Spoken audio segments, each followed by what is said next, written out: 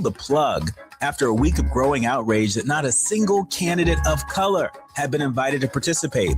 USC says it was just math, polling numbers, fundraising totals, nothing personal. But here's the problem with that argument. Every one of the 6 candidates who made the cut was white, and every one of the candidates left out was not.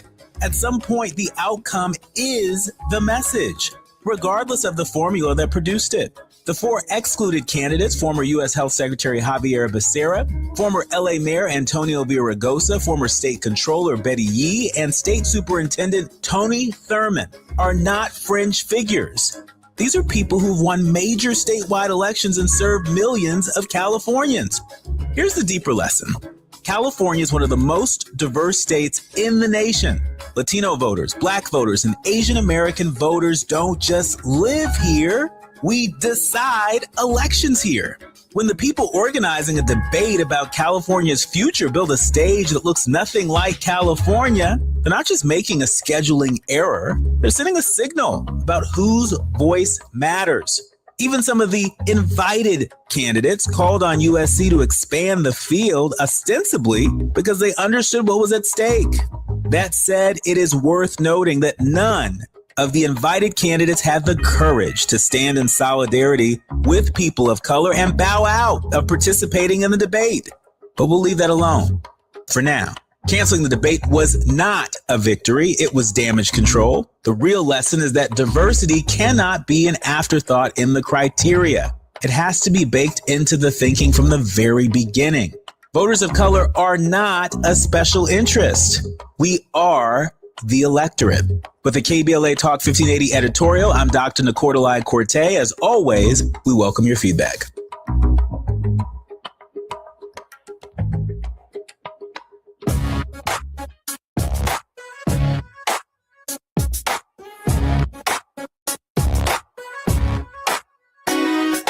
Jesse Jackson Jr. Show.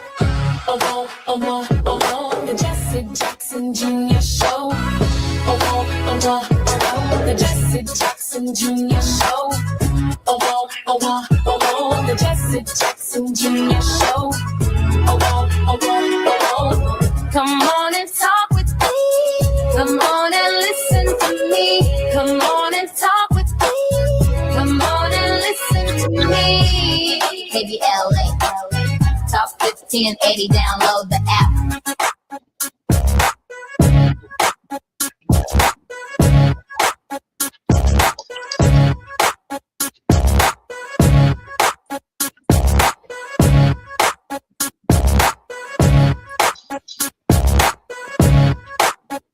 I'm Jesse Jackson Jr. Welcome forward to the Jesse Jackson Jr. Show on KBLA Talk 1580, where it's Moving Mountain Mondays, and we are going to be yielding much of our day to our continued series here at KBLA to honor women in Women's History Month. It's Moving Mountain Mondays. Welcome forward, everyone, to the Jesse Jackson Show. I'm Mr. Ernest Krim III. We're going to have a short segment of Krim's class. My brother Jesse is here. I'm just right here for him as everything gets sorted out. And it's a pleasure and honor to be here with you all today on this beautiful Monday. I got to say to my folks out in LA, it feels a little weird to have weather that is on par with you all today in the Chicago area. Ernest, can you hear me? This is Jesse As Jackson we Jr. continue, y'all, there's been so much going on in America, as you can imagine. And as you know, there's so much going on worldwide. And I think one of the first things that's on the top of my mind, as we talk briefly, is about everything that's going on with Iran. You know, it's considering that gas in some places I know is $5, $6, $7. Where I am, it's almost $5. We are able to truly see the economic repercussions of a president who has shown time and time again in only a year and a couple months that he does not give a care about anyone and has not kept any of his promises. One of the most disturbing things I came across over this past weekend was the idea of Iran having had so many of their schools and institutions bombed, are now saying, which to me isn't surprising, that they are now going to target American universities that are stationed in the Middle East. And I think that should be alarming for all of us, because usually when we come across situations like this, we are under the impression that none of this will ever impact us or touch us or hit us because of where we are stationed in the world. Ernest? And as we see now, that is not the case. There are consequences and repercussions for every action that this president makes. It's not just what's going on internationally, but it's also about some of the Supreme Court decisions simultaneously that can impact us. So for me, coming in fresh off the weekend, coming in on Monday, we have so much to be aware of, so much to stay abreast of. And I recently saw, when you think about the Supreme Court decisions that are going to be coming in very soon. So it's not just this war, it's that war internationally, and it's this war domestically on our rights and our civil liberties. Okay, Taz, can you hear me? Yeah, you go ahead. I'm Jesse Jackson Jr. Taz, welcome forward to the Jesse Jackson Jr. Show, along with Mr. Ernest Krim and Ernest and Krim's Classroom. Ernest, are you there? Keep talking. Ernest.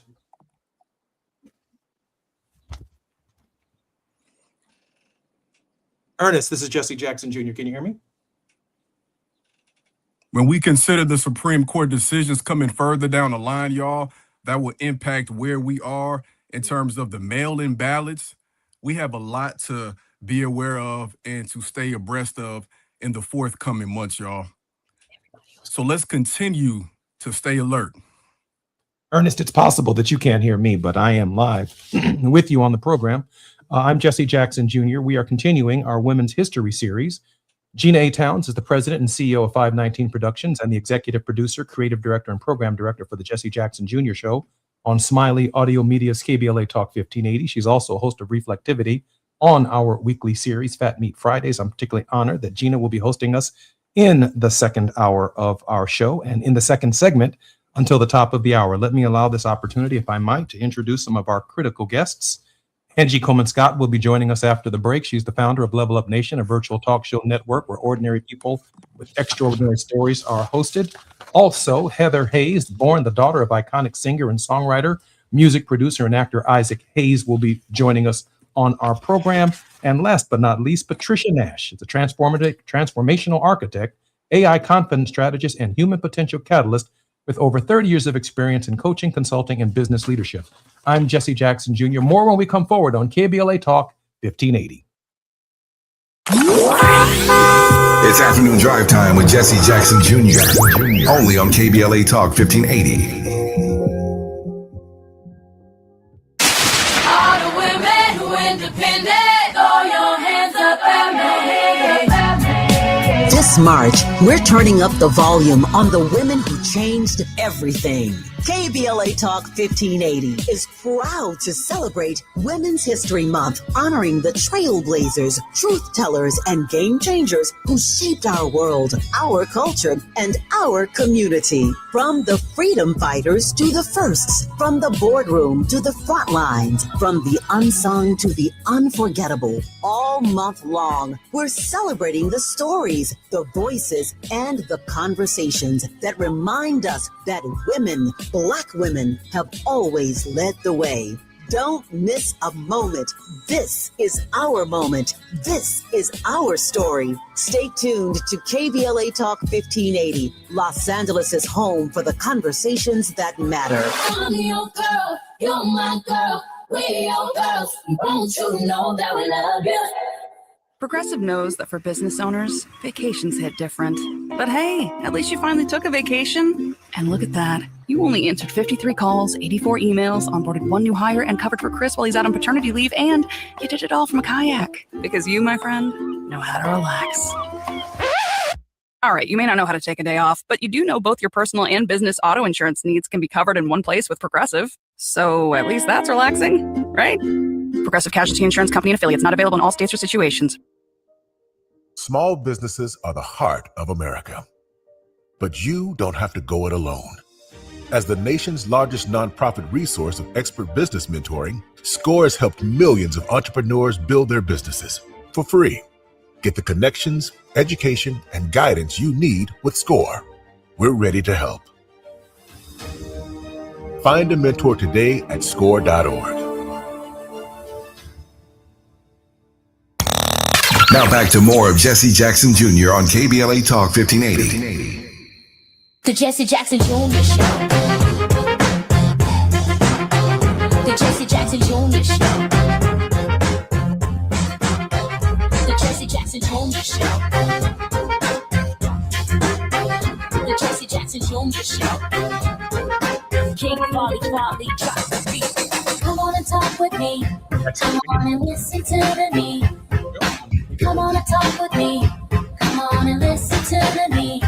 KBLA Talk 15. Now, Mondays with Jesse Jackson. First, let me begin by expressing my great appreciation to my boss, Tavis Smiley, for the week of respite that he allowed me to take. A lot of interesting things obviously occurred in my life over the last 30 or 40 days, and I'm very grateful that Tavis was kind enough. After almost 2 years on the radio, this is season 2 of the Jesse Jackson Jr. show, we've simply not taken a break. Monday through Friday, 2 to 4, right here on KBLA, initially on WVON, and then simulcast on both stations, but solidly with KBLA. I do want to comment just before I bring on our guests and turn the show over to the creator of our show, Gina Towns, that we are living in an age of misinformation. I can't begin to tell you its consequences for our democracy. I don't know how completely to report on what is accurate or not accurate in Iran and the war. There is so much artificial intelligence, so much misinformation. We don't believe the president of the United States. We've never heard a truth from him, so there's no expectations that we will hear one now with American lives on the line. It's impossible to think past or even move past the bravado of Secretary Hegseth of this so-called Department of War. I guess we should have taken the strongest possible signal from him that we were no longer going to be defending ourselves, but we were going to be bringing conflict to people. But I'm grateful in this hour that we continue right here at KBLA, our Women's History Series. Gina Towns, co-produced the Emmy Award-nominated documentary Hampton University, One of the Wonders of the World, and is a songwriter, co-producer, and performer. Her single, Yes, hit number 26 with a bullet on the Billboard charts. Corporately, she received the 3M Company's highest award, the Spirit of Quality Award. Angie Coleman Scott is the founder of Level Up Nation, a virtual talk show network where ordinary people with extraordinary stories. She hosts The Real Level Up and, as founder, creator, and executive producer of all 5 talk shows, empowers individuals and everyday voices. Also, we're grateful to have with us, born the daughter of iconic singer, songwriter, music producer, and actor Isaac Hayes. Heather Hayes has greatness flowing systematically through her veins, while under the tutelage of her legendary father and music genius and greats like the Godfather of Soul, James Brown, Heather honed her skills as an entertainer. And last but not least, Pat Nash. I'm so honored that this transformational architect, AI confident strategist, and human potential catalyst with over 30 years of experience in coaching, consulting, and business leadership joins us on the finale of our Women's History Month series right here at KBLA Talk 1580s. Ladies, welcome forward to the Jesse Jackson Jr. Show. Thank you for having us. I'm honored and privileged now to turn this part of the show and the balance of this hour over to our creative director and the executive producer of the Jesse Jackson Jr. Show, Gina Towns. Well, greetings, everybody. Hello. Good to see you. We can't hear you. Sound went out.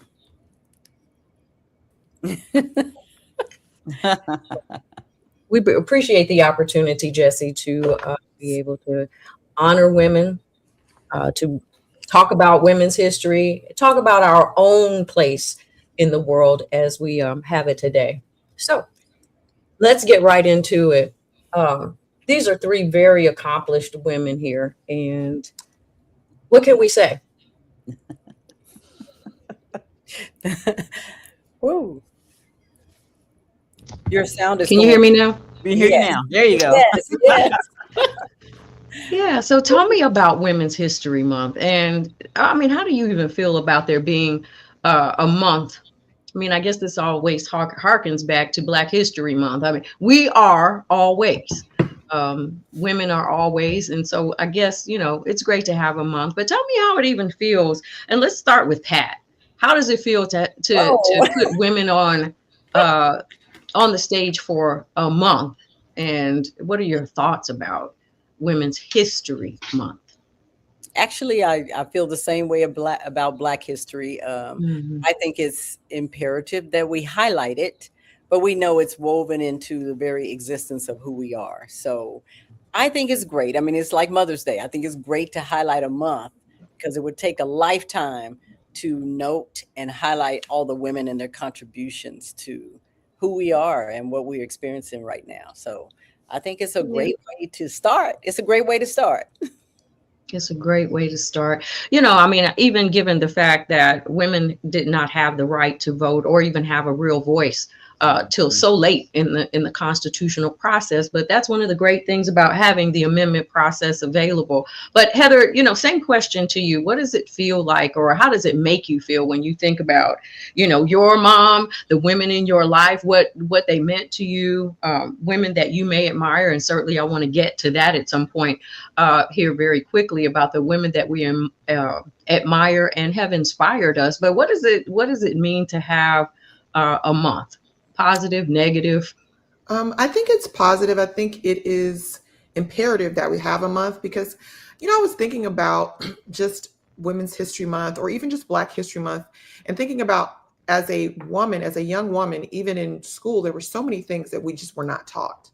And I think it's imperative that the next generation understands that in every major movement in this country, most times women were on the forefront of those movements. And we're not really taught that. I mean, it's like we do way more than cooking, cleaning, and having babies. And I feel like I was cheated in school because in a lot of ways, we weren't really taught those things. It wasn't highlighted, especially Black women. And so I think it's so important. I think it's, you know, about time. I think we have to celebrate it. I think it has to be a month because I think there's a concerted effort right now to minimize and erase the things that African-American, not just women, but African-American people in general have put, like this country wouldn't be standing if it wasn't for Black women or Black people. And so I think it's imperative. And I find it, I think, unfortunately, to be quite honest, I think it's actually, unfortunate that we have to have a month to be represented and recognized, because it is what it is. The country wouldn't be what it is if it wasn't for Black women, period. Mm-hmm. But, I think we have to take the wins where we have them, and we have a month. And so the younger generation can now learn about what Black women contributed to this country and to the world. Mm-hmm. Angie, who are the women who have inspired you and helped you to become who you are? You. Good answer. Good answer. That's funny. Girl right there. Look, okay. No, on the real, you guys, I'm going to start out. The number one female in my life was my mother, Winifred Smiley.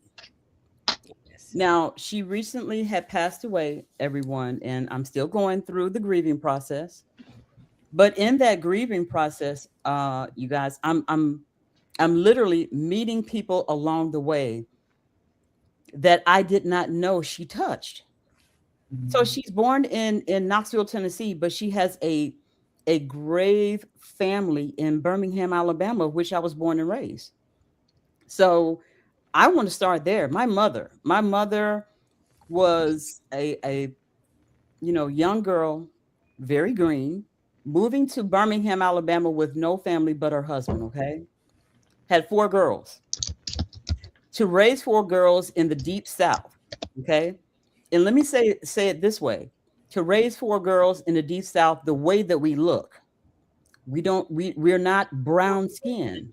So unbeknownst to a lot of people who have light skin, it's not easy growing up in the South. It's not. You're hated one way. You're too light to be black, but too black to be white. So you're stuck in the middle.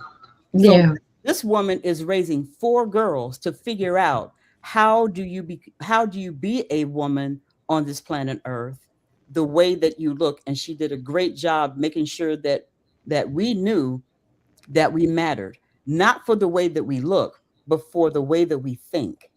So I started there. Hats off to my mom. You bring up a very interesting topic that I don't know I had intention of, and that's why I love the free flow of conversation. Yeah. Because right now, as women, I think this is a very important conversation. Certainly, it's been had for centuries. Mm-hmm. But growing up, I am not my hair, I am not my eyes, I am not my skin color, and even for Black women in general, but women in particular, Black women in particular, having to navigate who we are with, first of all, one another. In Black History Month, we have certainly come a long way. Our hair care products, our health care, our ability to transcend corporate America, to become entrepreneurs. And I think that I have, 3 of those on this show with me. So let's kind of take some time to talk about that during Black History Month here. How far have we come in loving one another? Ooh. And how important is it? Ooh. Y'all go ahead, because y'all know I got a lot to say. So y'all better go first.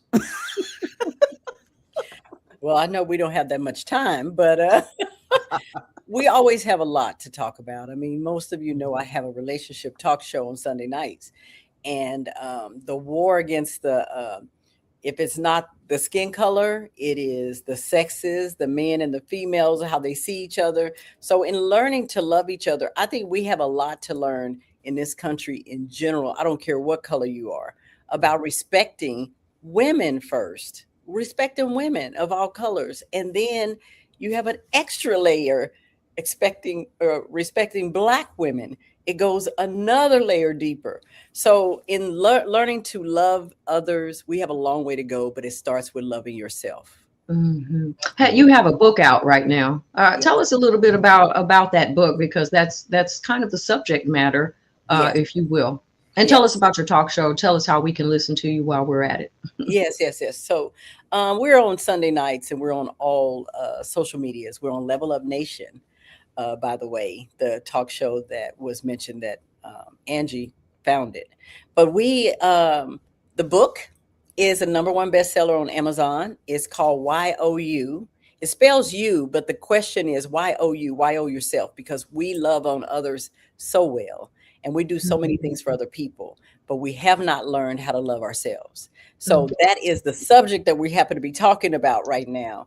Is the book teaches you how to love others without losing yourself. And it's going to roll me right into Harriet Tubman because I love her because her love compelled her to pull other people out. And that's kind of what I do. But I'm going to pass it on to Heather. Yeah, Heather. Yeah, Heather, you have been in a public setting. Yes. You have lived the majority of your life with an eyeball 2 or 100 on you at any given time.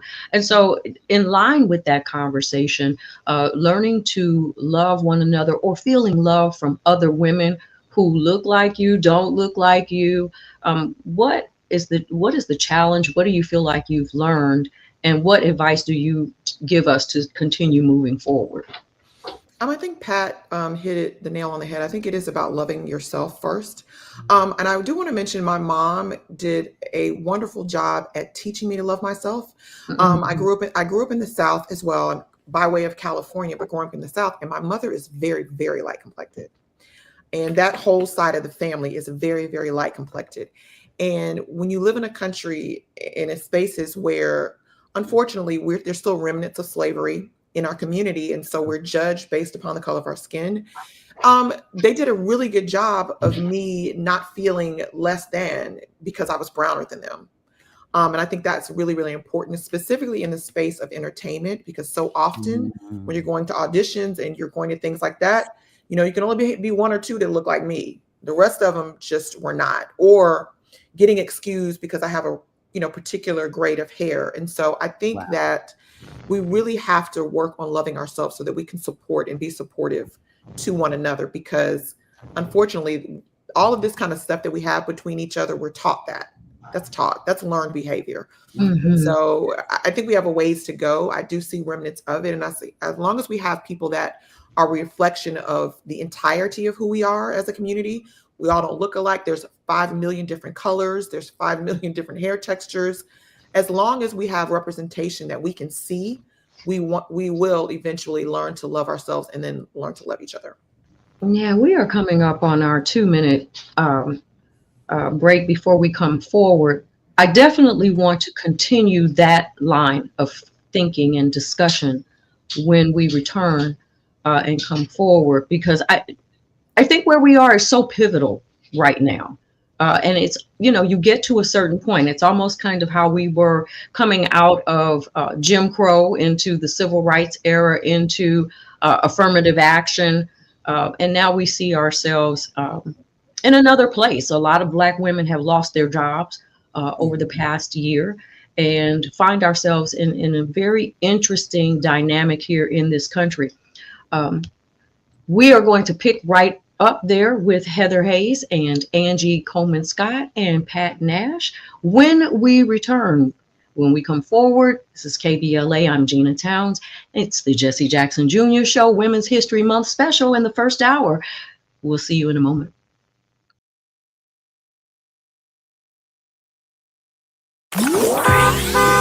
It's afternoon drive time with Jesse Jackson Jr. Only on KBLA Talk 1580.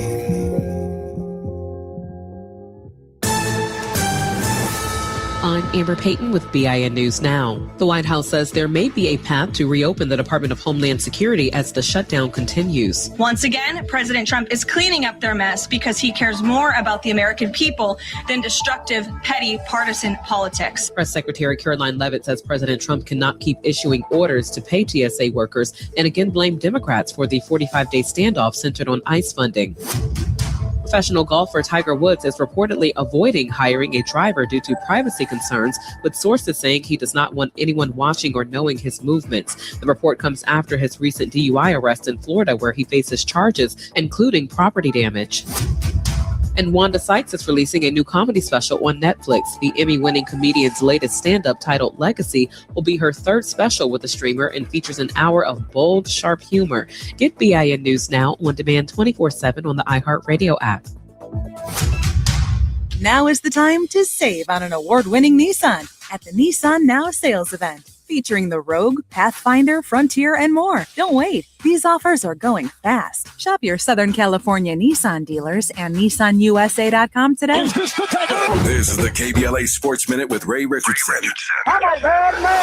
Congratulations to the UCLA women's basketball team. They advanced to the Final Four in the NCAA tournament for the second year in a row. UCLA overcame a sluggish first half to beat Duke 70-58 in the Sacramento Regional Final. 29 straight wins for the Bruins. They are 35-1. Lauren Betts scored 15 of her 23 points in the second half. The Bruins will play Texas or Michigan Friday night in Phoenix. The NCAA men's basketball Final Four is set. Illinois, Michigan, Arizona, and UConn. Lakers star Luka Doncic will serve a one-game suspension for tonight's home game against Washington. Doncic was hit with his 16th technical foul Friday night in the Lakers' win over Brooklyn. The one-game suspension will cost Doncic $561,000. The Clippers beat Milwaukee Sunday 127-113. Benedict Mathurin had a game-high 28 off the bench. No debates, no speculation, just the info you need. That's your KBLA Sports Minute. I'm Ray Richardson on KBLA Talk 1580. Whoa,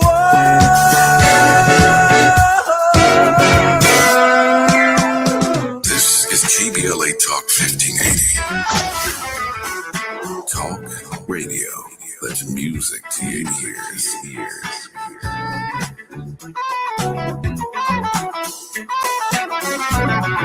We're unapologetically progressive. KBLA Talk 1580.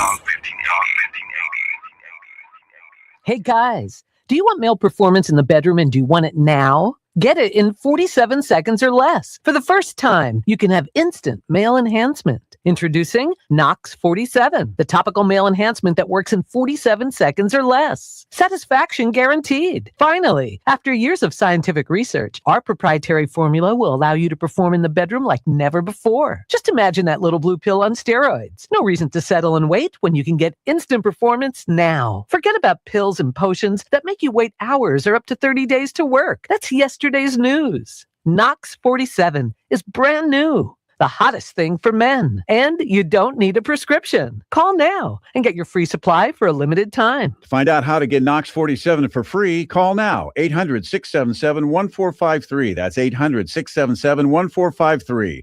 Free bottles for limited time. Call 800-677-1453. That's 800-677-1453. All I need is one mic.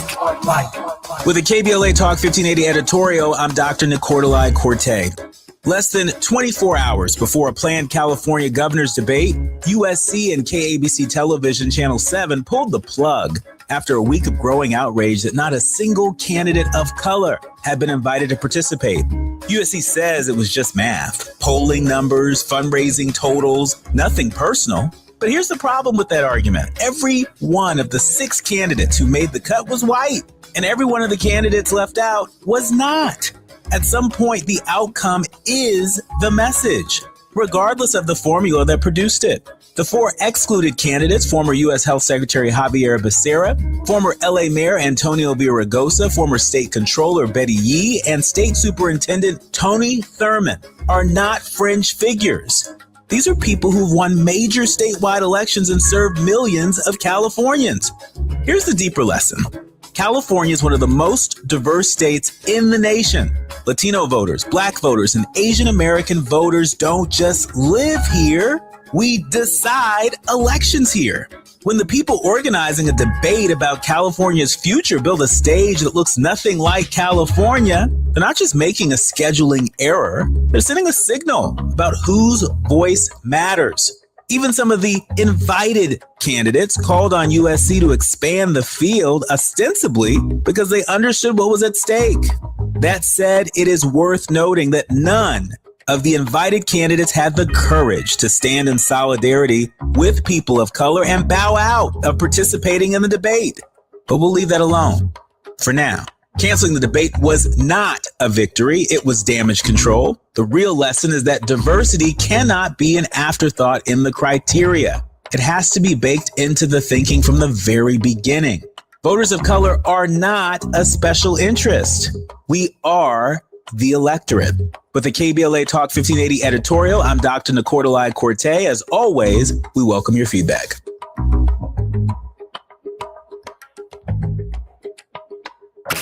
You're listening to Jesse Jackson Jr. on KBLA Talk 1580. The Jesse Jackson Jr. Show.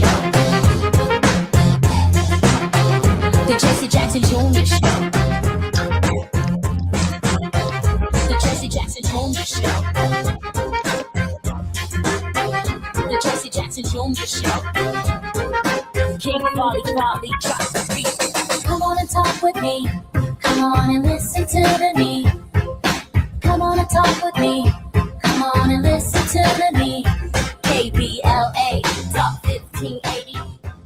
I'm Gina A. Towns. I am the host of Reflectivity here on the Jesse Jackson Jr. Show, but we are celebrating here on March 30th, 2026, Women's History Month. Before it's all over, before it's too late, we wanted to make sure that we got our voices in, that we got to share with one another, that we got to share about people that we are indebted to as we go along. Women who have affected us. And today's guests are Angie Coleman Scott. She is the founder and progenitor, if you will, of the Real Level Up, and that is hosted on every platform.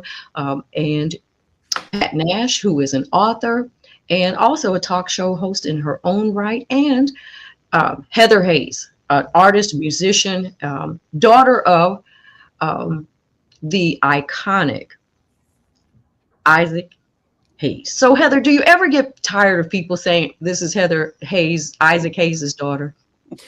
I think there was a time, I don't think tired would be the word. I think that I think what people don't understand is when you are born into that kind of situation, you're struggling to find your own space and find your own identity. And a lot of times the pendulum can swing the entirely opposite direction, and where you're kind of like, you don't want anybody to know. But I think ultimately you come to a space where you realize that, this is who God intended to be my father for a purpose. I'm appreciative. I'm proud of him. And I believe in my own talents, my own gifts. I know I've worked hard at the things that I have accomplished. And so there's no kind of mixing in that, although people would like to think that. I see it all the time on the internet, even about other what they tend to call us as legacies, I would say. And I see that a lot of times about other legacies, but I think we all know the truth. And I think ultimately people see what they want to see and believe what they want to believe. And I'm just not, I can never outrun that. And so I've been done trying for years now. And I just work on me and I work on what I want to accomplish and I move forward. So your dad also saw you as a up and coming generation. And certainly he had gone through a generation, and we began this conversation for those who are just joining us in our last segment about how things have changed over a period of time, because Black women in particular have been subject to so many different eras. It's, not just women can't vote, women can't be in the pulpit, and or, whatever it is that women can't do. And then it became, yes, women can. And there have been a lot of people who have propelled women in that space. And we were just talking about what do we need to do now moving forward when we find ourselves in a space where there's almost some pushback. Heather, I'll let you start with that because I did bring up, what your dad went through himself as an artist and what he perhaps instilled with you that you would use today to move us in that direction forward. I think, to piggyback off what you said, as far as pushback, I think it's beyond pushback. I think there's an intention. I think there is a plan to disenfranchise African-American women in the corporate space, in the job space. I think it's intentional. I think it's an attempt to roll back. What I will say is for me, we need to, there's power in numbers, and I think it's just unifying and unity. That's what we have to do, and support one another. There's something to be said for, there's a time where there wasn't female directors, female producers, female congresswomen, like, you know what I mean? And all of these things matter. And when you see, when young women see reflections of themselves in these spaces, then they too have the belief that they can also accomplish those same things. And so I just think I think support is paramount. I think unifying is paramount, because I think people need to understand it's not, we are under attack. That's just what it is. At this point, we're under attack. They want to remove our economic freedoms, our ability to take care of ourselves, our ability to bring other people into the fold and help them build. And why? Because there's power in numbers. There's power in unity. And so if we continue to support and unify, I think that that's really the one thing that's going to make a difference. What do you tell young women who are watching this rollback, who probably grew up under President Barack Obama, saw a Michelle Obama emerge, and have not ever really seen women not do, not be, not go, not achieve? Pat, what do you tell these younger women right now as they are faced with exactly what Heather just said, the purposeful plan? I agree with Heather. I'm telling you, support is critical. I think we've been taught that too in the past, not to support each other, to kind of pit each other against each other. But I would say to the younger generation that's coming on now, those who don't remember their past are doomed to repeat it again. So just because you have some leverage doesn't mean that you don't have to fight to continue to have it. I live in Oklahoma, and I get the same uniqueness of being more than one race, and the discrimination against my color. But I have a tribal side too. I mean, we're Native Americans, and so I see that on both sides. I see the discrimination because you're Native American, you're a Black woman, and then it's taught, unfortunately, even in our tribes, if you're a darker shade of Indian versus a lighter shade of Indian, it's crazy. And then you have the layer. I promise you there is another layer. You women know it. You're in business. There is a whole nother layer to this discrimination. And when you add the fact that you're a woman, and I think we have to continue to fight for that. And what Heather said and what you've been teaching, Gina, and what Angie and I have been sharing, we have to stick together and work together. We got to work together. Absolutely. Angie, talk to me about the heart issue behind working together, because the heart has to be kind of cleansed a little bit. There are some things that we struggle with, and these are societal things. These are things that have been thrust upon us over a period of time, and that is the standard of beauty, the standard of intelligence, the standard of status. And what can we do in this day to get our hearts right toward each other? Now, I know pain will make you do a lot of things and make you come together, but what is it that you would say to women who are listening to this in any generation about reaching out and being able to get past ourselves? I think that's the real question. Forgiveness.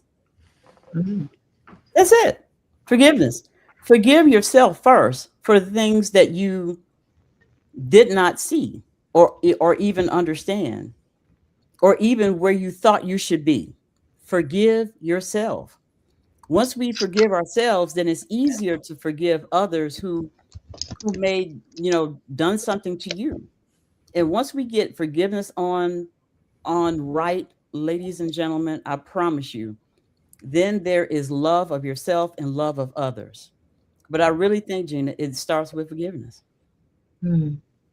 I think that is a great place to start. And I think there's not enough forgiveness in the land to begin with. But overcoming in order to be able to get to forgiveness. And I do think we've made a lot of strides. We are more and more happy about who we are, who God made us to be as women. And I think even in this particular day, our kids and the generations that are coming behind us are very free and very secure in who they are. I think that if we are to be statesmen and they are to be pioneers, then you will see the whole family come together. And partly some of this, as I mentioned, and I want to come back to this when we come forward, is the generational tug and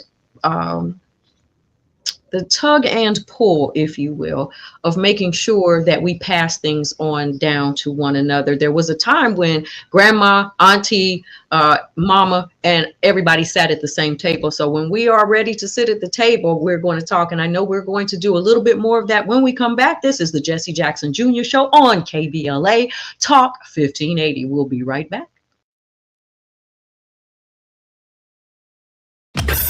While you're stuck in traffic, we can at least bring you up to speed on the news of the day. You're listening to Jesse Jackson Jr. only on KBLA Talk 1580.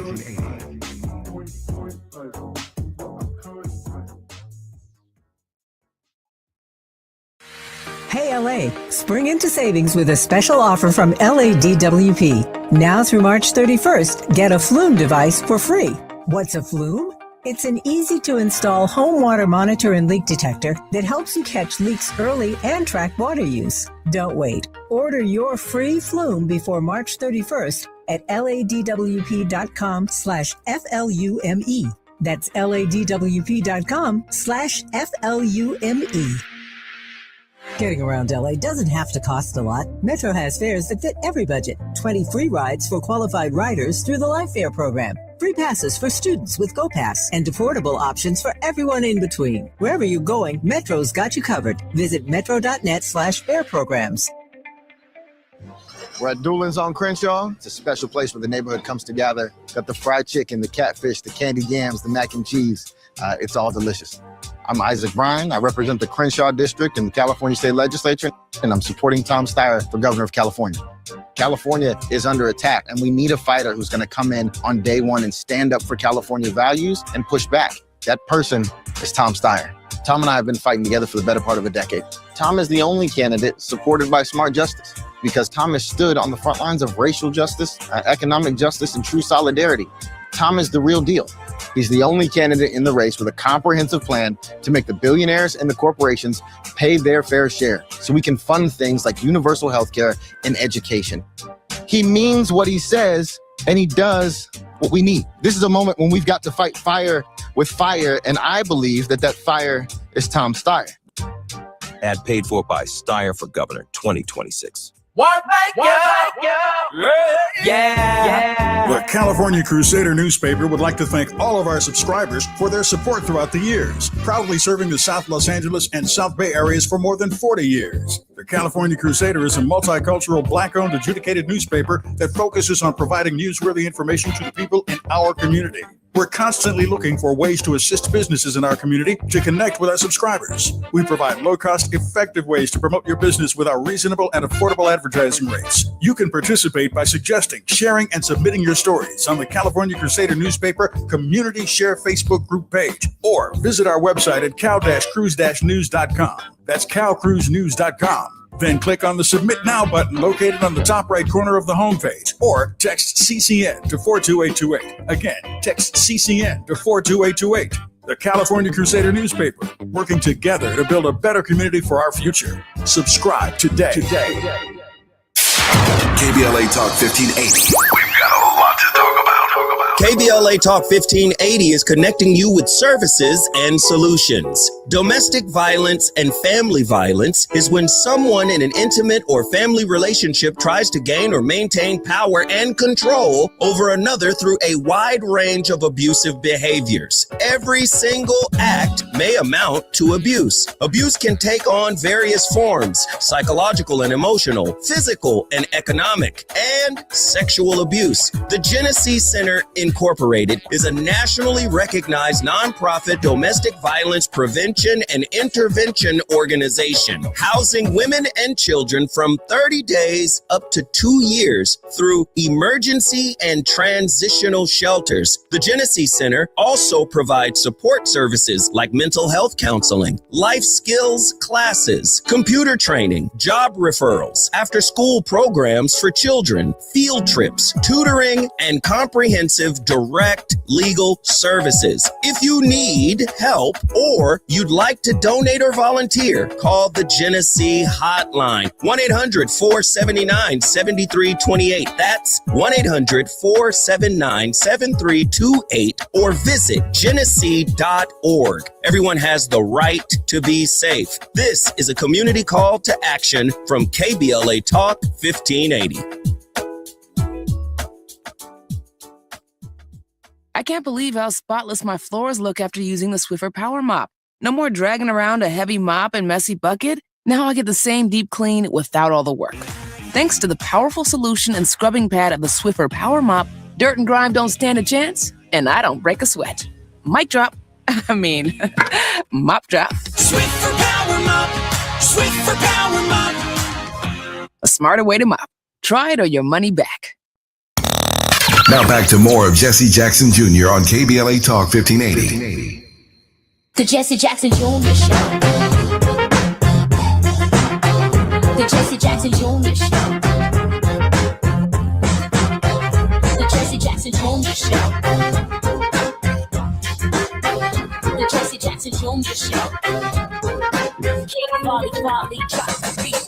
Come on and talk with me.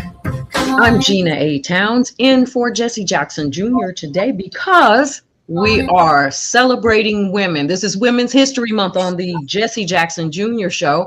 And with us today is Heather Hayes, Angie Coleman Scott, Pat Nash, and yours truly, Gina A. Towns. We have been having a fairly amazing conversation about where we are as women. I think we have drilled down just a little bit beyond how magnificent women are, into where we've been, where we are, and where we need to go, and really getting honest about some of the places where we can certainly gird up society. And before we went to that particular break, we were continuing our conversation on people that we are that we admire, people that have influenced us, and what we need to tell the next generations. And even some of the people who have influenced us, we still need to tell them about them. My person, I had to think long and hard, because obviously my mother will always be that influence. But a lot of people always said that my mother looked like Lena Horne.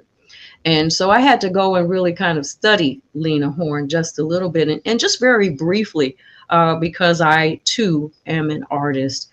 I had to really, really think about what that generation of artists, actors, musicians had to go through to even go through the back door. Not just, forget the front door, but Lena Horne, being an activist as she was considered a communist because she believed in justice, social justice for herself and for her people, and navigating a space where men looked at her not only as a former chattel slave, but as a piece of a commodity that could be taken advantage of at any time. So I applaud her in her space, and certainly she is and will continue to be a role model. How about you, Pat? You were Harriet Tubman. Heather Hayes. I think, of course, I think your mother is the first woman that you have come in contact with, and I just applaud her strength and her perseverance and her integrity and her morality, and her beauty, her clothes. I used to stay in her closet for hours. I mean, that's why I became a clothes horse, as they call it, because of her taste. But growing up wanting to be in the arts, a singer, a dancer, people have to understand back at that time, when you're looking at mainstream, there wasn't a lot of mainstream, right? So when Whitney Houston came along, I was like, she is her, I am her. Like, that was the end and beginning for me, was Whitney Houston. I didn't care what anybody said. I think as a dancer, I think my school was very intentional about taking us to see Alvin Ailey, educating us, Judith Jameson. There are people like that. There were models, because I was into all of that kind of stuff. And there weren't really a lot of people that, reflected what Black women look like. So I don't care if it was Naomi Campbell, Vanessa Williams, like she won what, Miss America, like those were pivotal moments for young Black women and young Black girls, as I was. So I really look up to all of those women because what you didn't really realize at the time is they were really breaking barriers. You know, when I'm 12 and 13, I'm just like, ooh, somebody's singing or dancing or modeling or whatever that looks like me. But when you become older and you understand the historical context of it and what they probably had to go through to make it and to be represented and to win something like that, I think that it means so much more as I was making my way through entertainment. Right. And in a place, as you were talking, it made me think about shedding tears because of the places that they went and were not welcomed, the groundbreaking that it really takes. So there's a breaking in and of itself that takes place. And when there's a breaking, there's generally a shedding of tears. It's a shedding of self, a shedding of fear, and the growth of courage and stamina, perseverance, and even long suffering that allows us as women to fortify society, to edify society, and to continue to nurture the society that we're in. Angie. Yes.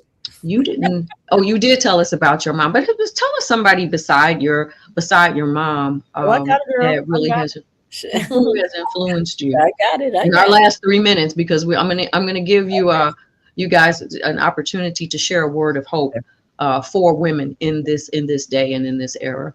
Well, it was Lynette Woodard, because like what you and Heather shared, I was into sports, particularly basketball. And I thought I was going to be this big time basketball player, but I was too short. So, and what Lynette did, how she got my attention, she was the first woman to be a Globetrotter. Wow. Simple, she dared to dream. So when I saw her do that and had the opportunity to meet her, she shook my hand. I thought my hand was going to fall off, but I was like, wow, you have done a great feat. And maybe some people don't think it's a big deal to be on the Globetrotters, but I did back then. Yeah. A little girl from Birmingham, Alabama, trying to play basketball and saw her accomplish that. You mentioned the Globetrotters and it triggered for me the runway models and Mrs. Johnson at Fashion Fair and the Ebony Fashion Fair, who certainly gave us all as little girls a vision that we could reach for. Please give me a word of hope. Let's start with you, Heather. I would just say that we have to stay the course. I think we have to be unified. I think we know we're strong. Just in our DNA, we've survived everything. And as long as we stay the course, support each other, and unite, we will get to the other side. Absolutely. Pat Nash. I would say connect with those people who are ready. The reason I chose Harriet Tubman is because her love and her passion made her go back. She found the way and she went back. And I kind of see myself in that area right now. I'm really heavy in AI. People are running, they're not sure, they're scared. But I've gone down that trail. She may have created tunnels, but we're creating funnels and we're helping people understand the power of it. And right now, guys, we're all on an equal playing field. Nobody got to jump on anybody. So this is a great time for women of color or anybody to jump in here and be the authority on it. So I'm leading the way in that. So. All right. Well, I know that you and Angie are working on that together. Yes. This has been a great conversation. I hope that we get to do it again soon. Thank you for being here. And I hope everyone will look you guys up. That's Angie Coleman Scott, Pat Nash, and Heather Hayes. You can find them on social media. I'm Gina A. Towns, and we are going to end this segment here. But please join us for the second hour when Terry Hoard Owens, Barbara Arnwine, and Liz King join me for the Women's History Month here on the Jesse Jackson Jr. Show when we come forward.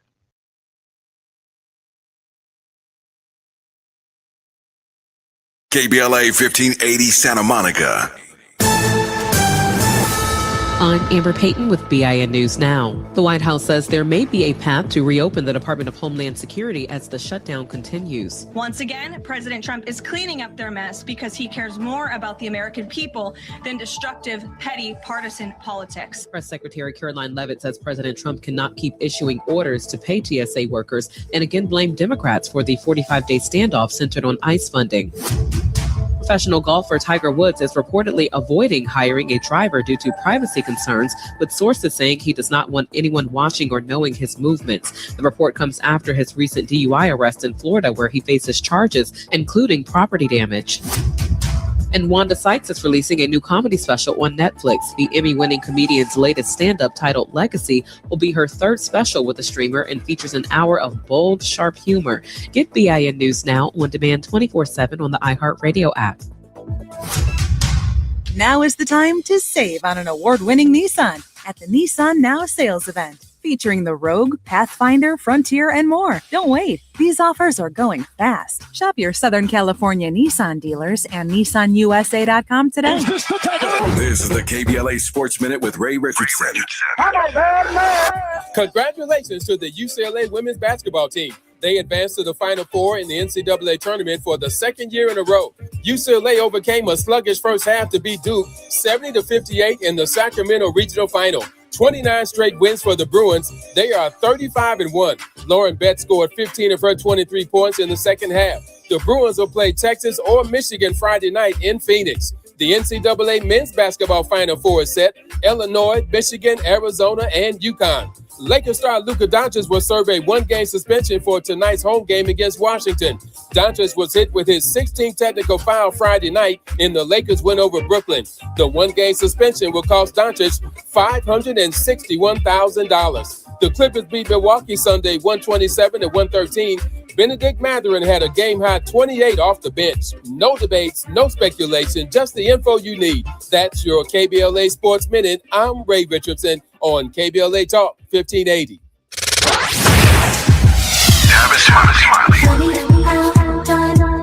They say time flies when you're having fun. The founding members cohort is now officially over. Hard to believe. It's been a joy sharing what I've discovered after nearly 40 years of conversations with presidents, cultural icons, and game changers in every field of human endeavor. If you missed the first cohort, the good news is that we're already planning the next one. Now, the seats will be limited, and those on our waiting list will receive exclusive early access and special discounts not available to the general public. So, if you are ready to transform the way you connect, lead, and build trust, do not hesitate. Go to TavishTalks.com and join the waiting list today. That's TavishTalks.com. The next cohort is coming. Make sure you are in the room. I'm Tavish Smiley, and I hope to see you there.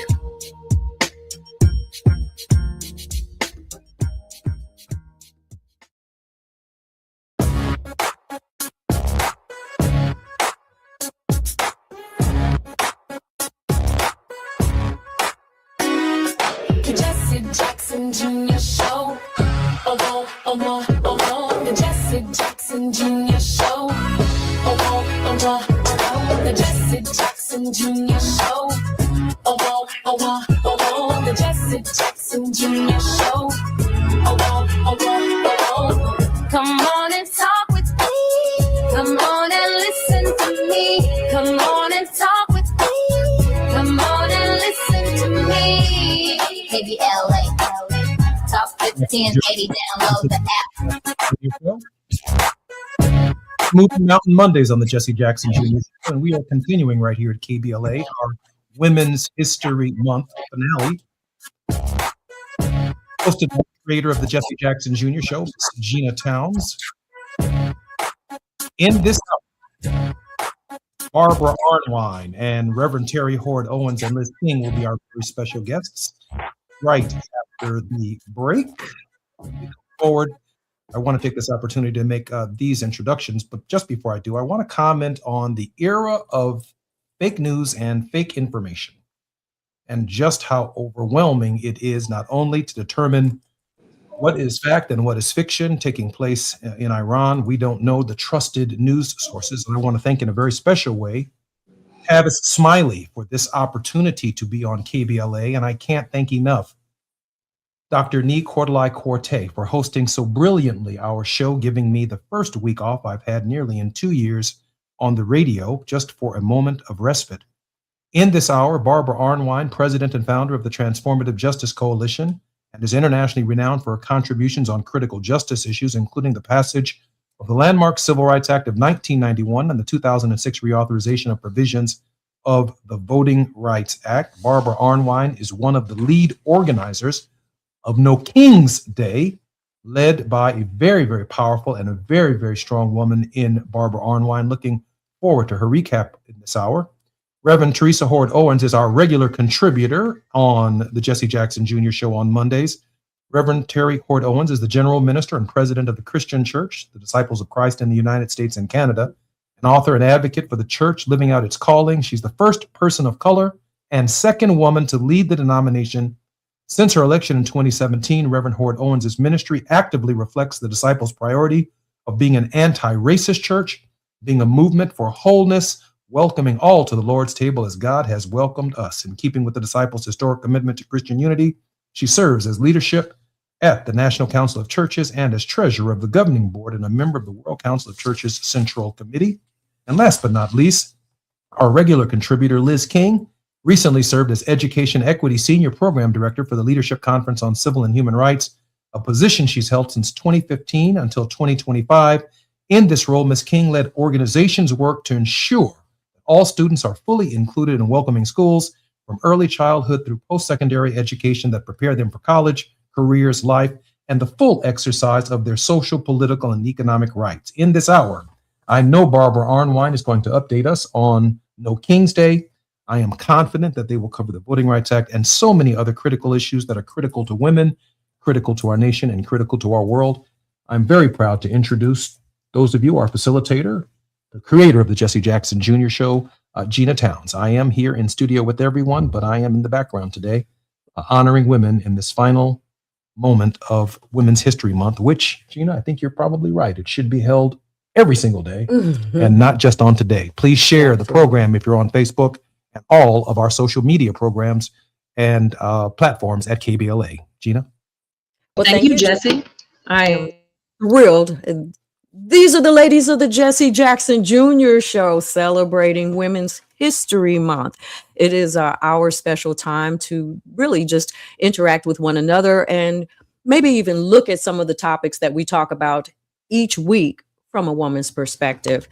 In the last hour, I was very, very privileged to have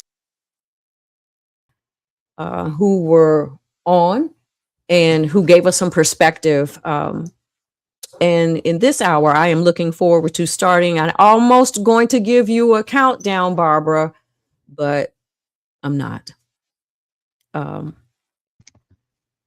going to just let you start right there with No King's Day. Barbara, please give us an update on No King's Day. It was amazing. 8 million people took to the American streets. This is the largest single day of demonstrations in our history. And what was amazing is that it's an increase, from the last No Kings. People say, movements, tend to kind of peter out, right? They tend to not have as much excitement, as much commitment, as much presence. But this one, not only was the United States, every state in the union involved, but every continent in the world had a No Kings, and we had some of the reddest counties in the United States where President Trump did so well had demonstrations. People are disappointed. People are upset. I walked in that march in Philadelphia, and I'm going to tell you, as we marched, my heart was uplifted several times, broken several times. A young lady in front of me had a placard on her body, and it was pictures of Renee Good. And you could tell her death, her slaying, had really profoundly influenced this young lady.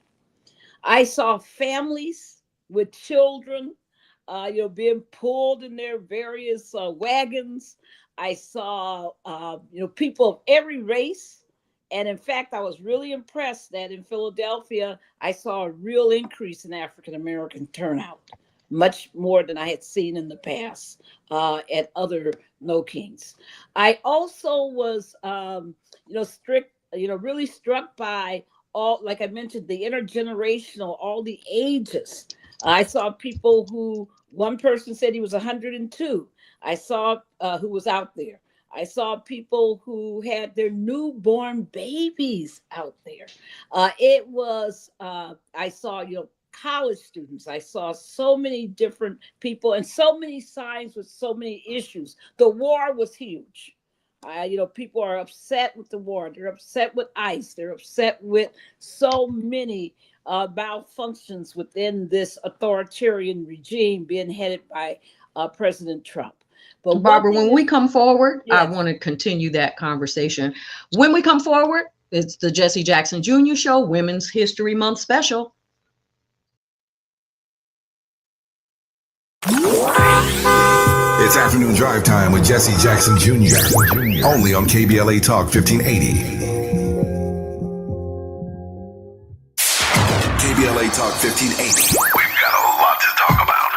KBLA Talk 1580, connecting you with services and solutions. These are hard times for housing in America. Too many in our community face barriers to safe housing, behavioral health care, and affirming spaces for healing, particularly those impacted by poverty and stigma or incarceration. Rooted in South LA, Ahmad supports impacted communities through housing, wellness, and leadership development. Ahmad provides culturally responsive, peer-led support from transitional housing and mental health services to leadership development and youth empowerment. They offer safe, affirming houses for youth, transgender women, and formerly incarcerated individuals. Therapy and peer support with a focus on healing trauma in Black communities. HIV prevention and care, free testing, education, and wraparound services for whole person wellness. Standing in the gap with health, housing, and hope. Reach out to Ahmad Institute at 323-569-1610. That's 323-569-1610. Or visit amaad.org.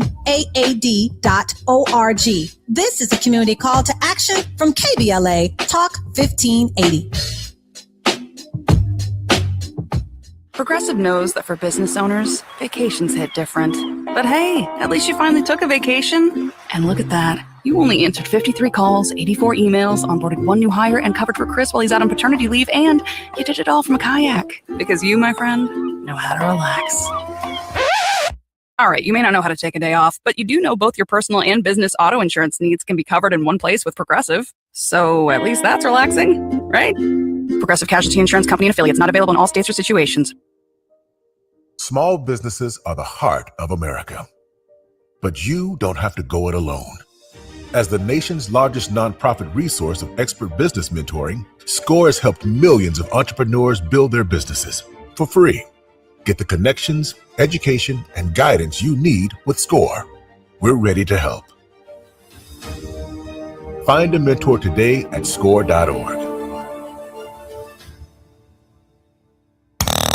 Now back to more of Jesse Jackson Jr. on KBLA Talk 1580. The Jesse Jackson Jr. Show. The Jesse Jackson Jr. Show. The Jesse Jackson Jr. Show. The Jesse Jackson Jr. Show. King Folly, drop the beat. Come on and talk with me. Come on and listen to me. Come on and talk with me.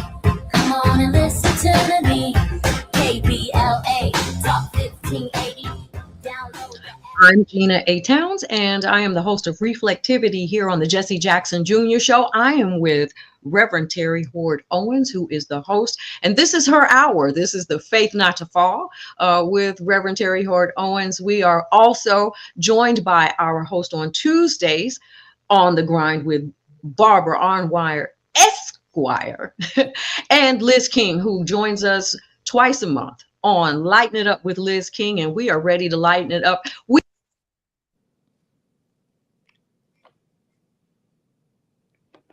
If you can continue to give us a little bit more information you saw. Yes. I saw, signs, of course, remorseful signs for Alex Pretty's family, for his slaying. I saw a lot of anti-ICE signs. I saw a lot of humor. I mean, people, one beauty about these demonstrations that's so different of the demonstrations from the 60s, 70s, 80s, 90s is that people have incorporated that principle that that Black voters matters has injected into the movement, which is that we must have joy in these moments, that it can't all be solemn, and it can't all be sad, it can't all be anger, it can't all be just frustration. That joy is a sign of our belief and our ability to achieve and to change all of this. So it was just beautiful, and people were so sweet to each other. But what I loved about, I want to say Vicki Miller, who is the head of Indivisible in Philadelphia and did all the organizing for this, and her team, genius, because you couldn't walk more than a number of blocks without hitting some soulful music, and the Philly sound was everywhere. And people were dancing in those streets as they moved. People, it helped to uplift the spirits. People were there in their big old, suits with the chickens and all the other kind of things to bring humor to the moment, but also to, talk about how we're all being clowned by this administration. I thought there was, just so many people talked about food stamps, Medicaid, SNAP. They talked about every possible issue, the attack on Black history. In fact, Michael Cord, who is an amazing lawyer, activist, and radio host in Philadelphia, was one of the few speakers. One thing about No Kings, they don't have 30 speakers. They have 5, 6 the max. And Michael Cord was one of the people, and he laid it out about the attack and the attempt to erase Black history, the attack on Black history. He talked specifically about Philadelphia, where they tried to take down the placards talking about the 9 slaves that George Washington held at the, quote, Philadelphia White House. And he talked about that battle and how it was won, and how it was a people's battle, and I was really surprised and happy because the crowd roared several times during his speech as he talked about racism, because a lot of people believe that the progressive, left and the, whites within that movement aren't ready for racial justice messaging, but he brought it straight on, and people were like, yes, we're all here for this. We're all here for each other. It was amazing, high-spirited. People were leaving, and as they left, as everything was over and people were leaving, you could tell one thing: they're ready. They're ready to move forward. People weren't like, I'm worn out. People were like, I'm ready. What's the next? What do I do next? How do I keep moving? And I thought Senator Vincent Hughes, one of Reverend Jesse Jackson's mentees, he's one of the most popular, amazing senators in Philadelphia, and one of the the state of Pennsylvania. And he is so amazing because what he did was he wore his Reverend Jesse Jackson Keep Hope Alive t-shirt. Oh, wow. And he spoke about keep hope alive, and he ended with chants, when we fight, we win. When we fight, we win. Barbara, thank you so much for your leadership throughout this process. And I also heard you say that the organizer for No Kings Day, or the primary person, was a woman as well. And I want to say that even though people weren't in some of the larger marches, there were so many little smaller locations. Yes. That people gathered. They came out. I saw them at seniors buildings, and everyone was there.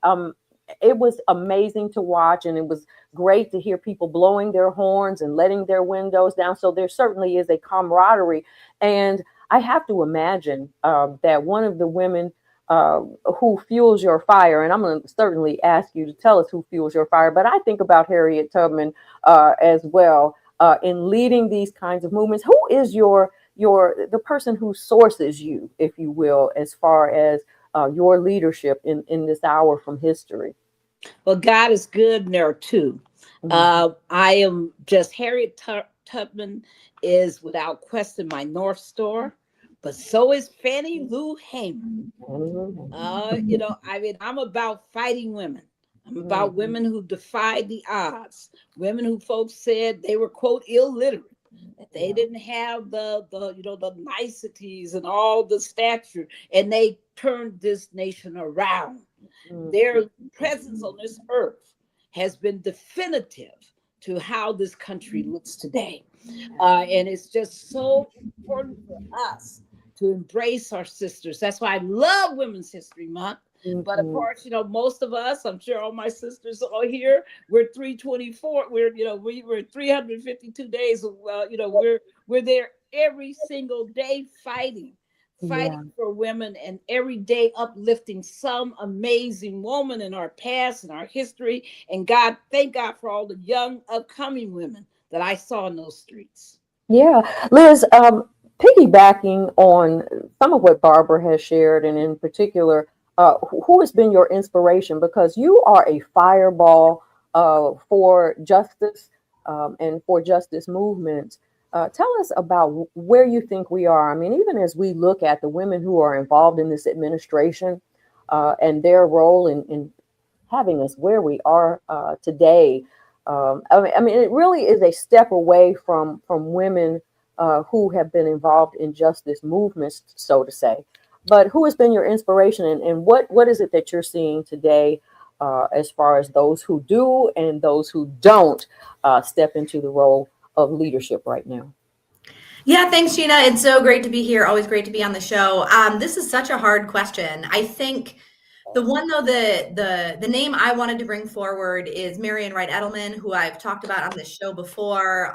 Just an amazing, amazing leader who has shown that federal policy advocacy, which can be stuck down deep in muck and mire, can be a path to justice and opportunity for children, women, and families. And I think about, you know, all the work that she has done over these many decades, and think about the work that she did directly that meant so many more children get to go to school and be educated and be respected, but also just the tremendous role she has played as a mentor to so many other people and so many organizations, and so much advocacy at the federal government level is by people who were trained by her, inspired by her, led by her at one time or another.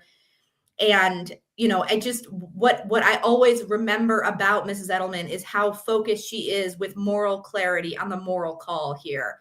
You know, and I feel like we're in this moment right now where people keep saying, well, we don't have time for morality. We don't have time for values. We have to be strategic, as if there exists a strategy that is not guided by and informed by our values and what it is we know to be true and what we believe in. And that, for me, it is that sort of deep and profound commitment. Whenever you face a tough decision, you're asking yourself, what is the right thing to do?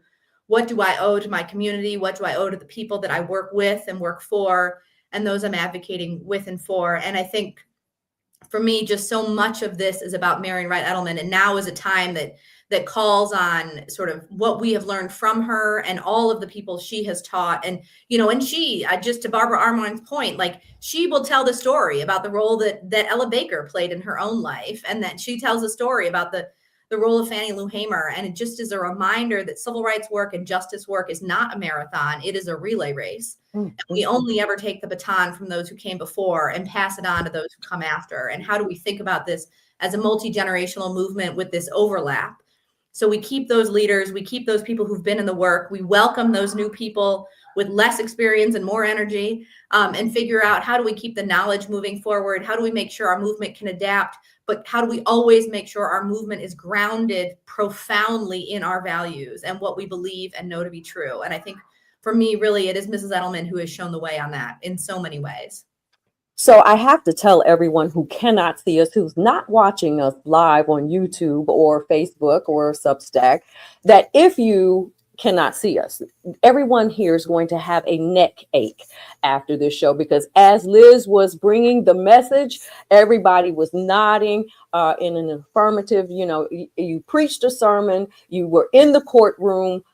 Thank you, Liz, for that. And it is a great segue for because one thing that I heard was the moral leader. And I am a big advocate of moral law versus, or not versus, but meeting the civil law. Our moral law must meet our civil law if we are ever going to achieve on earth as it is in heaven. And because that is part of the prayer that so many people know and pray, or at least have some knowledge of, that means that there's the possibility that it can be. So let me direct this over to Reverend Terry Hoard Owens so that we can talk about moral leadership in this moment in Women's History Month. Thank you, Gina. And thank you to my sisters here. This is just filling my cup. And you're so right, Liz. Without a moral center, really nothing can happen. And as I always say on the show, I'm a Christian minister, but I don't care what your tradition is. If you have no tradition, I think the thing that makes even human community possible is the common belief that we must all flourish together, and that we all have a right for dignity and respect, and that we can all flourish together.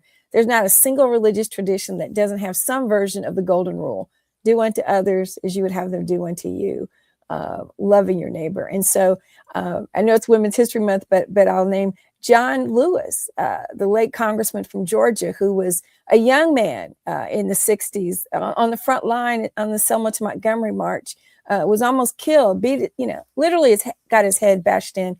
He always writes about the movement from a theological perspective and says that nonviolent practice was a spiritual practice for him. And I think there's something inner spirit in each of us that holds movements together, right? You may not frame it as I might in a religious context, but there's the human spirit that whatever you call holy, whatever you assign as that higher power that holds us all together. And that's what allows us, our deference to that power of the human spirit is what allows us to really want to work for each other.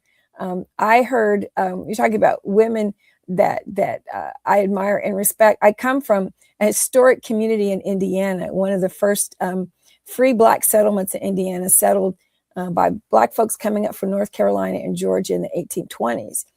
And both of my grandmothers were historians of these communities and shared a lot with me about those. And I'm so grounded in what I do now because I know who I am and where I come from. I was listening to NPR last week in the car as I was driving to visit my dad in Galesburg, Illinois, who's a retired African-American studies professor. If you know me and know him, then you don't question why I am the way I am. And then if you have met my mother, you'd have no doubt. But Brian Stevenson was being interviewed about this new Montgomery site that he has as part of the Equal Justice Initiative. He got a chance to meet Joanne Carr, who was the president of the Montgomery Improvement Association, which really organized the Montgomery bus boycott.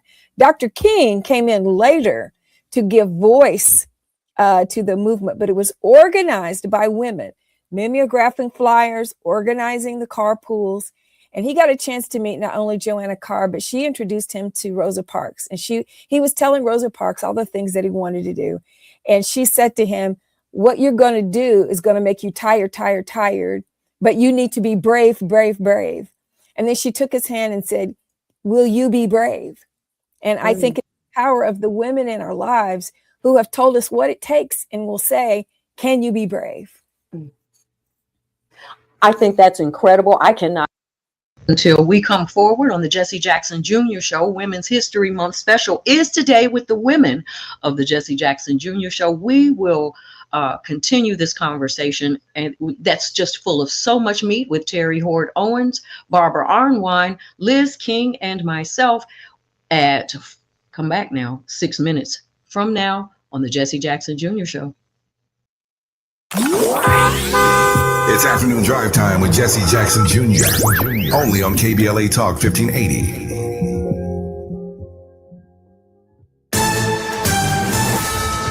I'm Amber Payton with BIN News Now. Victor Glover will pilot NASA's Artemis II mission, becoming the first Black astronaut to travel around the moon. I also hope we are pushing the other direction, that one day we don't have to talk about these first, that one day this is just, and I listen to this, that this is the human history. The mission marks the first crewed lunar flight since 1972 and is expected to return with a Pacific Ocean splashdown.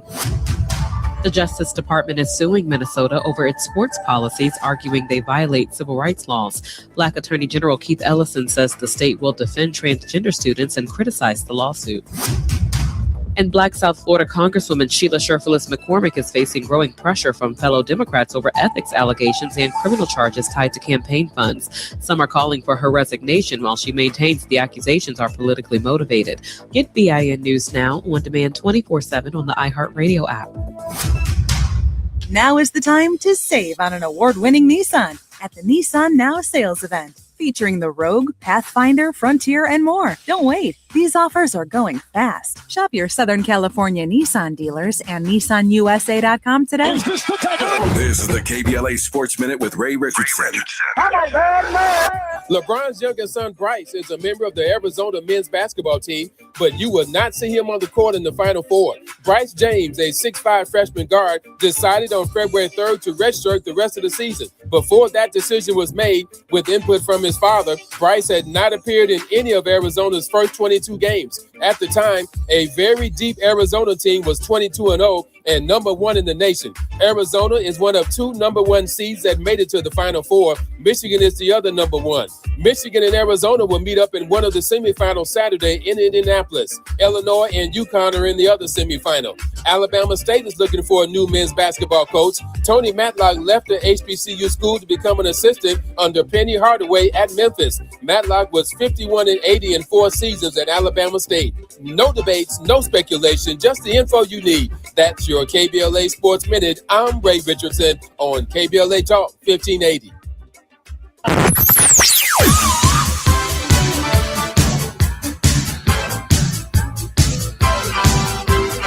This is KBLA Talk 1580. Talk radio. That's music to your ears. We're unapologetically progressive. KBLA Talk 1580. We've got a lot to talk about. I'm Reverend Gerald, the life coach. Is someone you love struggling with addiction and mental illness? Is improving your family's health important? Want to leave a legacy that your family can grow? Are you ready to enhance your perception of life experiences? Then wake up weekends at 7 a.m. with Urban Family Focus and get the wisdom, opportunity, resources, and motivation to live your best life. Join the conversation on Urban Family Focus Saturday and Sunday at 7 a.m. Unapologetically progressive. KBLA Talk 1580. We've got your black. This is the story of the one. As a maintenance tech at a university, he knows ordering from multiple suppliers takes time away from keeping their arena up and running. That's why he counts on Grainger to get everything he needs, from lighting and HVAC parts to plumbing supplies, all in one place. And with fast, dependable delivery, he's stocked and ready for the next tip-off. Call 1-800-GRAINGER, click Grainger.com, or just stop by. Grainger, for the ones who get it done. Why'd I go to the doctor? Working on the farm, my heart kept skipping a beat. I didn't think much of it, but my daughters made me get checked out. Turns out I have atrial fibrillation, which increases the risk of stroke about 5 times. Symptoms like irregular heartbeat, heart racing, chest pain, shortness of breath, fatigue, or lightheadedness can come and go. But if it's AFib, the risk of stroke remains. If you have symptoms, contact a doctor. I'm so glad I did. Visit notimetowait.com. Sponsored by Bristol Myers Squibb and Pfizer. Hey guys, do you want male performance in the bedroom and do you want it now? Get it in 47 seconds or less. For the first time, you can have instant male enhancement. Introducing Nox 47, the topical male enhancement that works in 47 seconds or less. Satisfaction guaranteed. Finally, after years of scientific research, our proprietary formula will allow you to perform in the bedroom like never before. Just imagine that little blue pill on steroids. No reason to settle and wait when you can get instant performance now. Forget about pills and potions that make you wait hours or up to 30 days to work. That's yesterday's news. Nox 47 is brand new. the hottest thing for men. And you don't need a prescription. Call now and get your free supply for a limited time. To find out how to get Knox 47 for free, call now. 800-677-1453. That's 800-677-1453. Free bottles for limited time. Call 800-677-1453. That's 800-677-1453. All I need is one mic. With a KBLA Talk 1580 editorial, I'm Dr. Nicordelai Corte. Less than 24 hours before a planned California governor's debate, USC and KABC Television Channel 7 pulled the plug after a week of growing outrage that not a single candidate of color had been invited to participate. USC says it was just math, polling numbers, fundraising totals, nothing personal.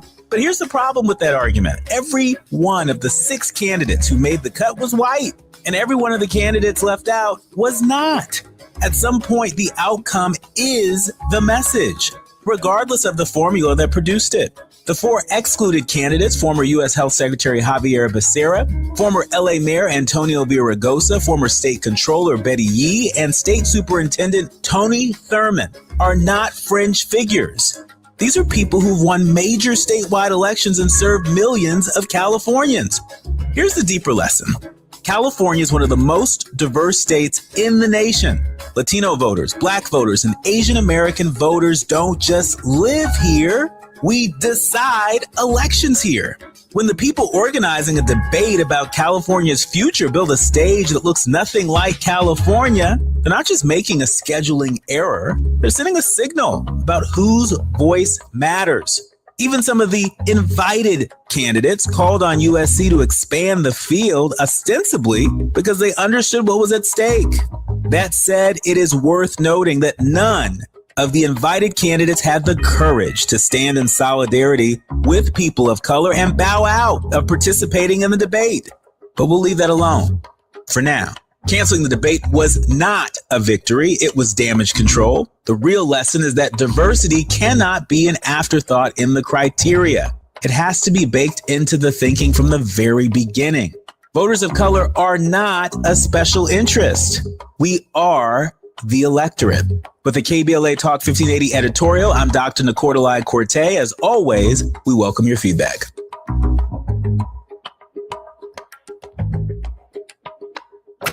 You're listening to Jesse Jackson Jr. on KBLA Talk 1580. The Jesse Jackson Jr. Show. The Jesse Jackson Jr. Show. The Jesse Jackson Jr. Show. The Jesse Jackson Jr. Show. King Volley, drop the beat. Come on and talk with me. Come on and listen to me. Come on and talk with me. Come on and listen to me. KBLA Talk 1580. Download the app.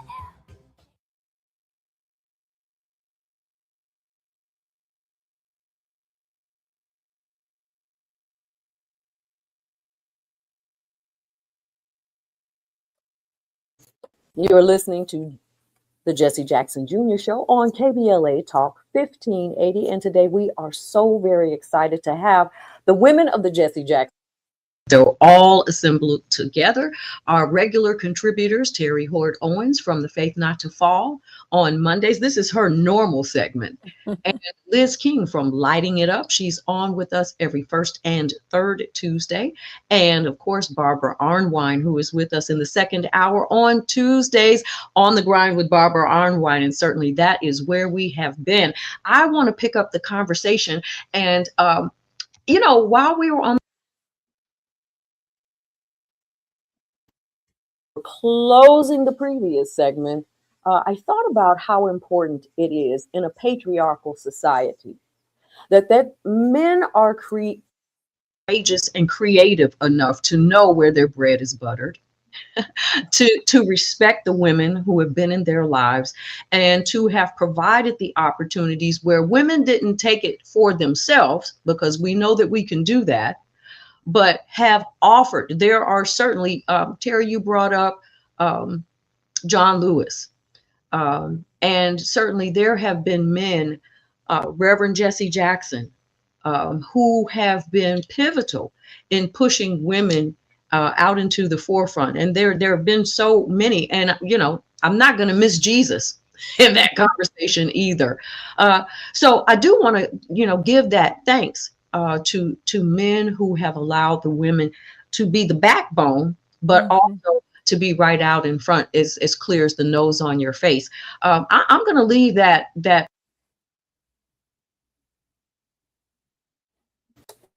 to jump in on that particular conversation, because it does take a strong man to with a strong woman. How about we start with you, Liz?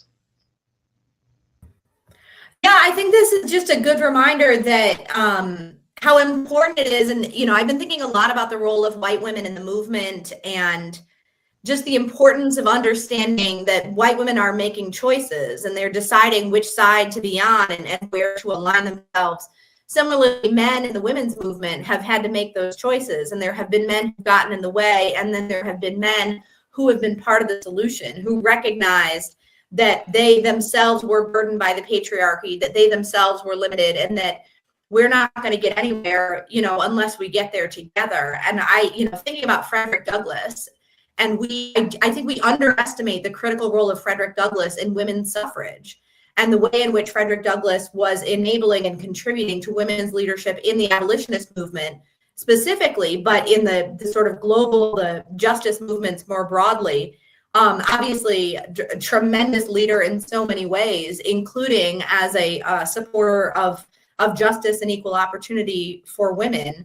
And thinking about the interrelatedness of all of this, I think we have all seen and benefited from partnership with men who felt called to justice and equal opportunity, to gender justice, who knew that this is all of us or none of us. I've been thinking a lot about women in the labor movement, thinking about Mother Jones and the role that she played, Jane Addams as a core leader in reforming our criminal legal system that was hurting so many children for so long. And it just is a reminder, no matter who you are, no matter your background, you have a responsibility to show up, because these systems of oppression and marginalization, nobody really wins. You may think you're winning. You may think as a man that you are benefiting from the subjugation of women, but it's a lie. It's a lie. And so thankfully there are men who have found that and have sort of realized and seen the truth that they have a responsibility and an opportunity to show up in solidarity. So, I think about Wade Henderson, certainly who was a longtime leader of the Leadership Conference on Civil and Human Rights, who understood better than anybody else ever has the role of solidarity and showing up in the interconnectedness of liberation movements. So yeah, I do feel fortunate to have been surrounded by great leaders of all genders, and specifically men who have found their way to be on the right side of women's history and the right side of gender justice and equality for women. Mm-hmm. I was just looking while you were talking at the men who were pivotal in the 19th Amendment being passed. And you never really have heard these people mentioned in any sort of conversation. Max Eastman was the Men's Equal Suffrage League founder, James Lee's Laidlaw, Congressman Thetis Sims, and earlier supporters, we did mention Frederick Douglass and James Mott. These men here some of them were married to these women. And I don't know, a happy wife, happy life might have been going on in that, but you also, you have to really give a lot of credit to, because even as you saw the 15th Amendment being passed, and Black men got the right to vote and women did not, and it was quite a while before women got that right to vote. So, we do give men credit. But as we move along here and we think about where it is that we still need to go, and whether it is, in the justice, in the legal system, justice and reform in the church, Terry, tell me a little bit about what you're seeing and the role of women as it's changing and morphing within the church. Well, I'm only the second woman to lead my mainline denomination, and my predecessor was the first woman to lead any mainline denomination. And to date, there have still not been any women to lead the historically Black denominations. There have been women I believe Bishop Vashti McKenzie was president of the College of Bishops in the AME Church. There have been women who have been president of the College of Bishops, but never a presiding or senior bishop. So we still have a long way to go in the church. We have denominations that are ordaining, but there's still a move to make sure that we get women who are being received as pastors, right, and pulpits and leaders of other kinds of organizations. And the reality that women just lead differently, and understanding who you are, your organizational skills, your relationship protocols are different, but we still have a long way to go. I think I've had a harder time in the Black church, quite honestly. And there are still, depending upon where you go in different denominations, there is more or less reception of Black women, and even in ministerial leadership. And sometimes those particular constructs have been handed down to men who are young enough to be my son, right? So it's a concern, and we're making progress, but my own ministry kind of parallels a lot of that struggle. We're making strides, but I think communities in color still tend to have larger vestiges of the patriarchy, and I think that's true in Asian and Hispanic communities. Disciples, we're 80% white, 10% Black, 7% or so Hispanic, and 2-3% Asian Pacific Islander. So what I see in my own communities and what women in those communities share is that it's harder still in communities of color that are more reluctant in a church setting to allow women to lead. Let's pick up right there when we come forward. This is the Jesse Jackson Jr. Show, our Women's History Month special, and we will be 3 minutes. We will come forward. This is Gina Towns. I'm your host. While you're stuck in traffic, we can at least bring you up to speed on the news of the day. You're listening to Jesse Jackson Jr. only on KBLA Talk 1580.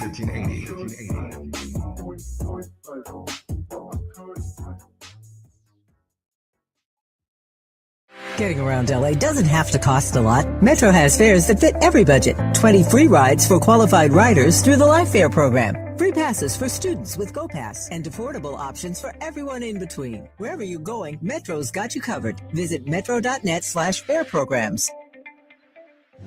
We're at Doolin's on Crenshaw. It's a special place where the neighborhood comes together. Got the fried chicken, the catfish, the candied yams, the mac and cheese. It's all delicious. I'm Isaac Bryan. I represent the Crenshaw District in the California State Legislature, and I'm supporting Tom Steyer for governor of California. California is under attack, and we need a fighter who's going to come in on day one and stand up for California values and push back. That person is Tom Steyer. Tom and I have been fighting together for the better part of a decade.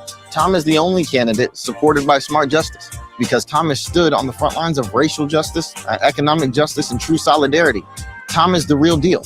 He's the only candidate in the race with a comprehensive plan to make the billionaires and the corporations pay their fair share so we can fund things like universal health care and education. He means what he says, and he does what we need. This is a moment when we've got to fight fire with fire, and I believe that fire is Tom Steyer. Ad paid for by Steyer for Governor 2026. It's game day. Are your moderate to severe Crohn's disease or ulcerative colitis symptoms keeping you from the action? Skyrizi, risankizumab Riza, could help you get back to the game. Skyrizi is proven to help people feel significant symptom relief, achieve remission, and visibly improve damage of the intestinal lining. Skyrizi is a prescription injection medicine for adults. Don't use if allergic to Skyrizi. Serious allergic reactions, increased infections, or lower ability to fight them may occur. Before treatment, get checked for infections and tuberculosis. Tell your doctor about any flu-like symptoms or vaccines. Liver problems leading to hospitalization may occur when treated for Crohn's or ulcerative colitis. Control is everything to me. Ask your doctor about Skyrizi, the #1 prescribed biologic in Crohn's and ulcerative colitis combined. Learn more at skyrizi.com or 1-866-SKYRIZI. Hear that? That's the sound of your life. Perfectly imperfect. Beating in rhythm to the world you've created.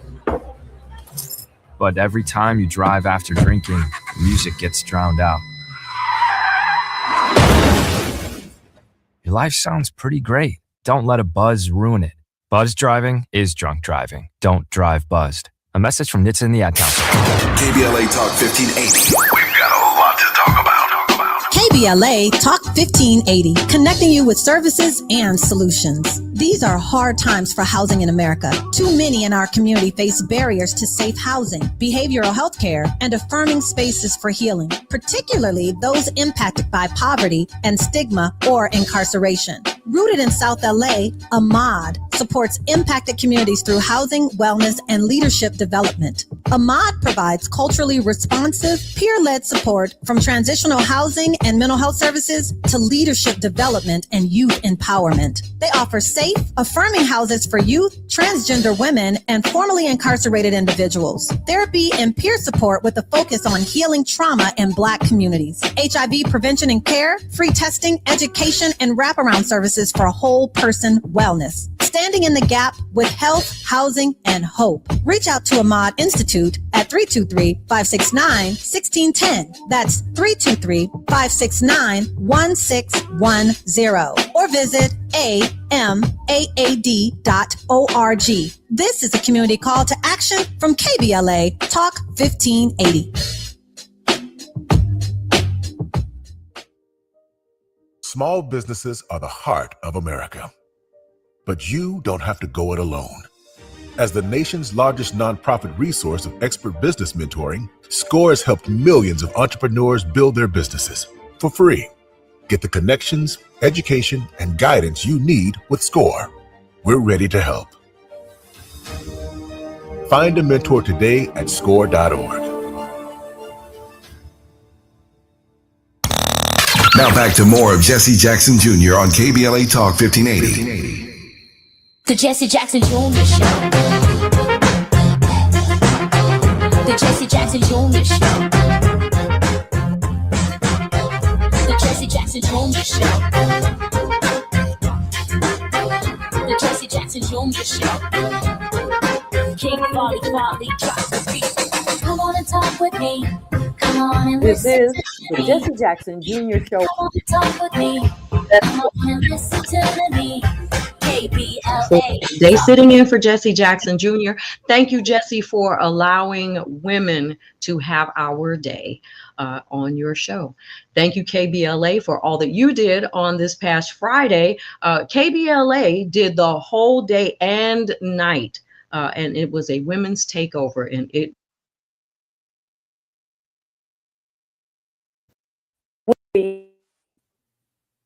before we came forward, talking about the pivotal role that some men have had in pushing women forward. But we do know that a lot of women have been disenfranchised in this hour because of the rules that this administration has. Think that the dismantling of the Department of Education, the dismantling of our healthcare system, SNAP benefits for single moms, on and on with all of that. How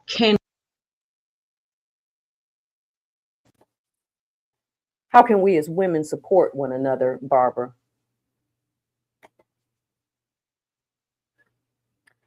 Unmute yourself, Barbara. Sorry about that. First of all, we got to understand all our commonality.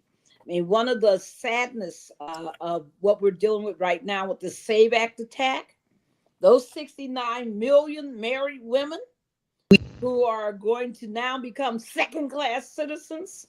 They're going to have to, if in fact this thing passed, what the vision that they have for women is that we would have to, those of us who are married and have taken our husband's surnames, that we would have to what? We would have to either, because there's no exact match to our necessarily to our identification, to our birth certificates, that we would have to go and personally sign an affidavit that somehow attests that we are who we are, and the men just walk straight by. The husband just walks straight by while the wife is going to be burdened. That's what they envision for us. That's why we're fighting that ugly bill. That's one reason why we're trying to make sure that it never passes. And as long as we have breath, I don't think it will. The other thing, I think that people, so that's all women. It doesn't say based on race. It just says women. But on the other hand, I think we got to stand up for each other. When we see women being affected by ICE, Renee Good, give her credit. That she stood up for other women who weren't like her. She was white. She had privilege. But she said, hell to the no, as long as my sisters who are Latino, who are, African, are being deported, I'm going to stand up for them. And she ended up having to give her life. I mean, that's the kind of spirit women need to have towards each other.